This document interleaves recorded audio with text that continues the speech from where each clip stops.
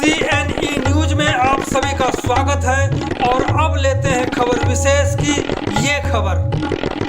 जब चंडीगढ़ नगर निगम हाउस की बैठक चल रही थी तब MC कार्यालय के ठीक सामने निकाले गए ट्यूबवेल ऑपरेटरों का UT चंडीगढ़ SS फेडरेशन के नेतृत्व में धरना प्रदर्शन का दौर चल रहा था। दुर्भाग्य देखिए, प्रदर्शनकारियों को उम्मीद थी कि MC हाउस में निकाले गए ठेके के इन ऑपरेटरों के लिए पार्षद आवाज बुलंद करेंगे, पर ऐसा बिल्कुल भी नहीं हुआ।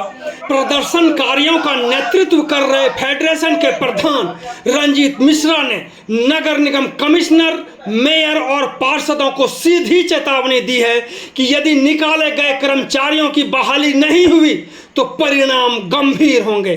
साथ ही यह भी ऐलान कर दिया है कि अब फेडरेशन कमिश्नर, मेयर और पार्षदों के घरों के आगे पुतला दहन करेंगे, क्योंकि अन्याय अब बर्दाश्त नहीं किया जाएगा। वर्षों से सेवा दे रहे कर्मचारियों को यूं ही बेरहमी से बाहर निकालना अमानवीय और प्रशासन की नाकामी है।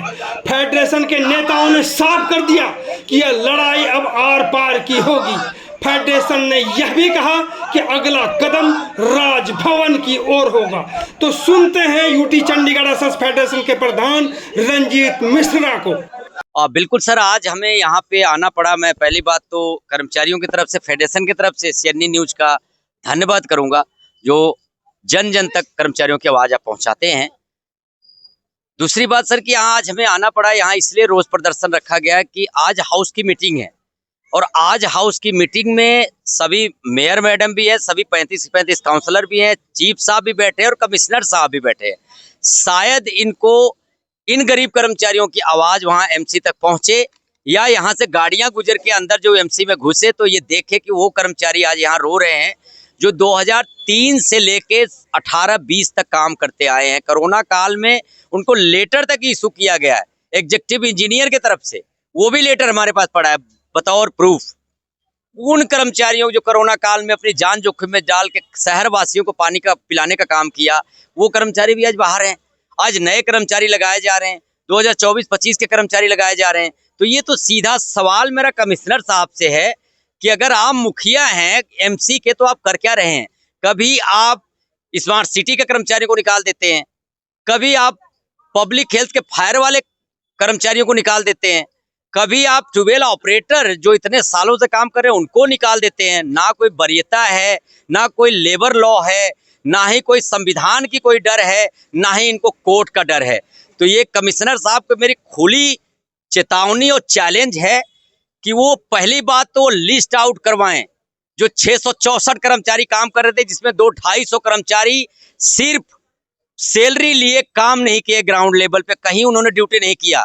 ये मेरा चैलेंज है, चाहे मेरे से बाइट कर लें, प्रूफ दे दें, मैं उसको प्रूफ कर दूंगा। और ये कर्मचारी आज कहने के लिए तैयार हैं कि वो कर्मचारी काम ही नहीं किए, सिर्फ पेमेंट लिए हैं। इसी की वजह से क्राइसिस हुआ और बजट आज डाउन में है। तो उन कर्मचारियों की वजह से जो कर्मचारी फील्ड में रह के ग्राउंड लेवल पे काम किए, जिन्होंने ईमानदारी से काम करते हुए शहरवासियों को पानी पिलाने का काम किया, उन कर्मचारियों को आज इन्होंने बाहर कर दिया। ये बड़ी हैरान कर देने वाली बात है। इन्होंने लगाया किसको? ये वरीयता के आधार पर लगाए जाएं, अन्यथा फेडरेशन बिल्कुल आर पार करने के लिए तैयार है। पहला पुतला ही हम कमिश्नर साहब से स्टार्ट करेंगे, जैसे कि हमने अनाउंसमेंट किया है पहले कि, और आज भी आज यहाँ इस मंच से अनाउंसमेंट किया है कि 35 काउंसलर हैं, एक मेयर मैडम, कमिश्नर साहब और चीफ साहब। शुरुआत हमारा पुतले से कमिश्नर साहब से होगा। अगर जी बिल्कुल फूकेंगे और 8-10 दिन हम वेट करेंगे। अगर ये कर्मचारी वरीयता के आधार पे इनको नहीं बुलाया गया, कुछ कर्मचारी ऐसे भी हैं कि इनको कल मना किया गया है। मेरे पास लिस्ट पड़ी है, 2003 से लेके कर्मचारी काम कर रहे हैं, वो किस आधार पे निकाले जा रहे हैं। और इनको जो कर्मचारी काम नहीं कभी किए ट्यूबवेल पे, उनको नौकरी पे रखा जा रहा है।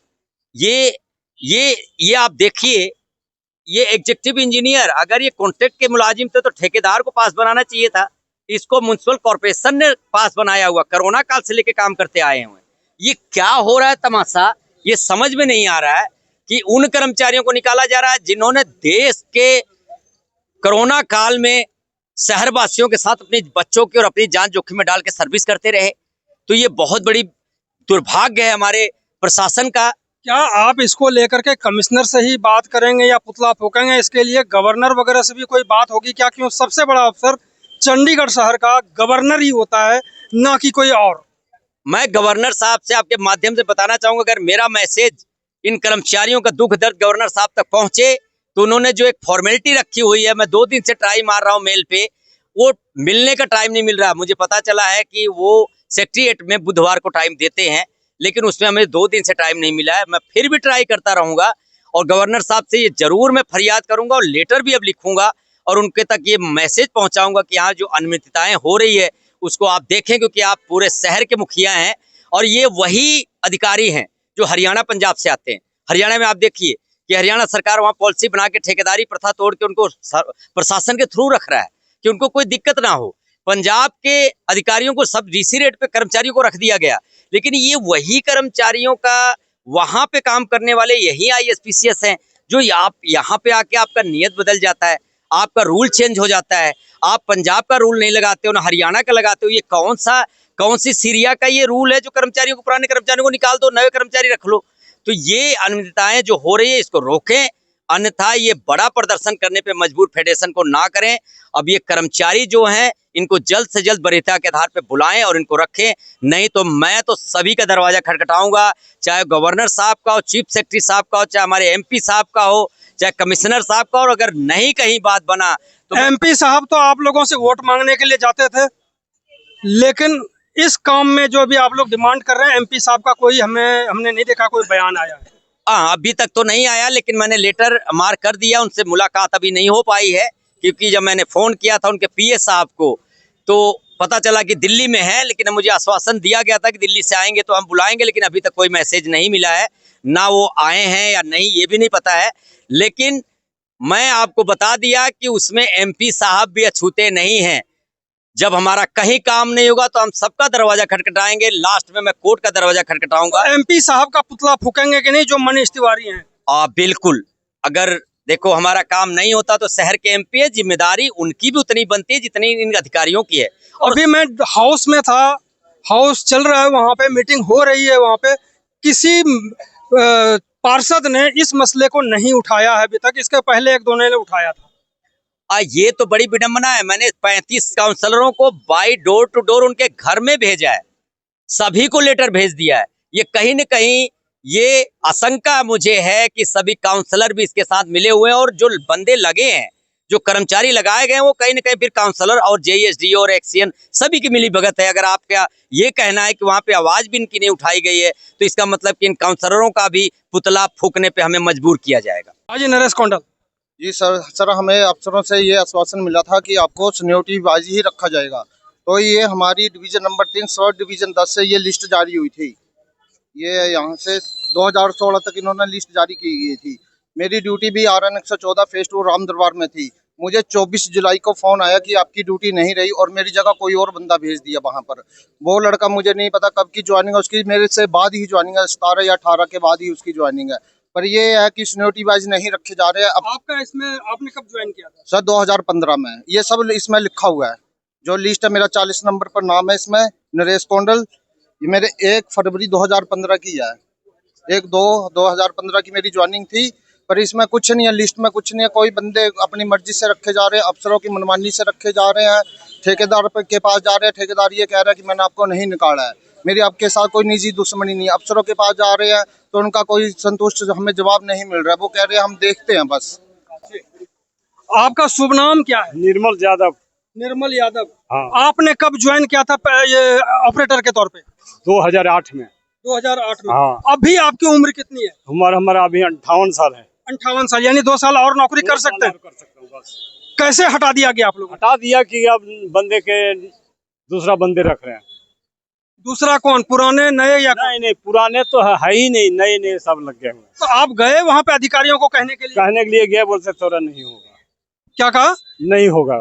क्या कहा? तोरा नहीं होगा। तुम्हारा नहीं होगा।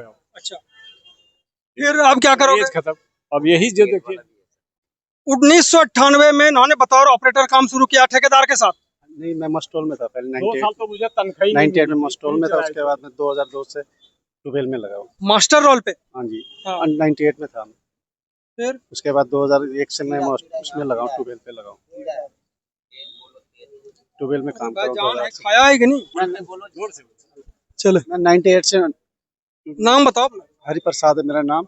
हरि प्रसाद। हाँ जी, मैं 98 से दफ्तर में था, 4 सेक्टर में मस्टोल में काम करता था। उसके बाद 2001 में मेरे को ट्यूबवेल में लगा थे, तब से मैं ट्यूबवेल पे ही हूँ। मैं रहता भी वहीं पे, 2001 से लेकर आज तक मैं वहीं पे काम कर रहा था। अब मेरे को निकाल दे सर्टिफिकेट की थोड़ी कमी वैसी है।